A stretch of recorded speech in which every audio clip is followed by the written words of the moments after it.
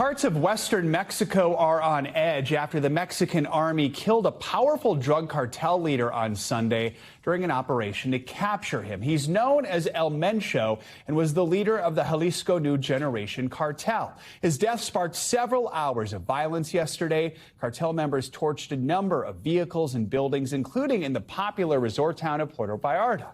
NBC News correspondent George Solis joins us with the latest on this. George, first, tell us about El Mencho and how this operation unfolded. We understand the U.S. did play a role in all of this, right?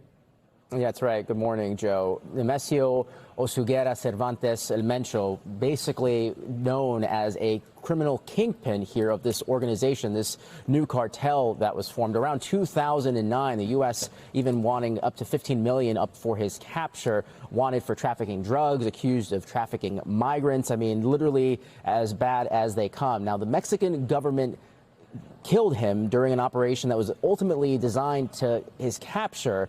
The U.S., as you mentioned, saying that they provided support in the form of intelligence, but basically saying this was a Mexican operation that led to his initial capture, followed by an altercation where he lost his life. And of course, as you mentioned, we've seen some of the images there.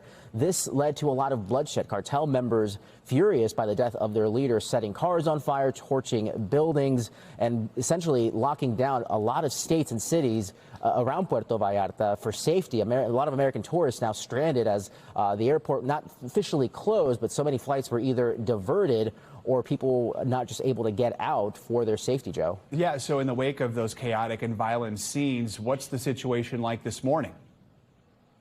Yeah, Joe, we spoke to a number of American tourists who are stranded. The embassy there in Mexico telling American citizens to shelter in place for the time being. You also have a number of roadways that were blocked, and this is pretty typical of the tactics that are used by cartel members to impact travel around the region. Some of the American tourists I spoke say, you know, from their vantage point, they were able to see some of the flames, some of the smoke, some of them saying that they really just don't know what's happening as they are basically barricaded in their hotel rooms. They don't know how long amenities are going to last. One American tourist telling me that hotel workers are also unable to leave, so that they're being forced to stay in place, some of them having to sleep in the hallways there. So it's a very precarious situation, and they only wonder how things will progress if this stay-in-place order stays for days to come, Joe. All right, George Solis. George, thank you so much.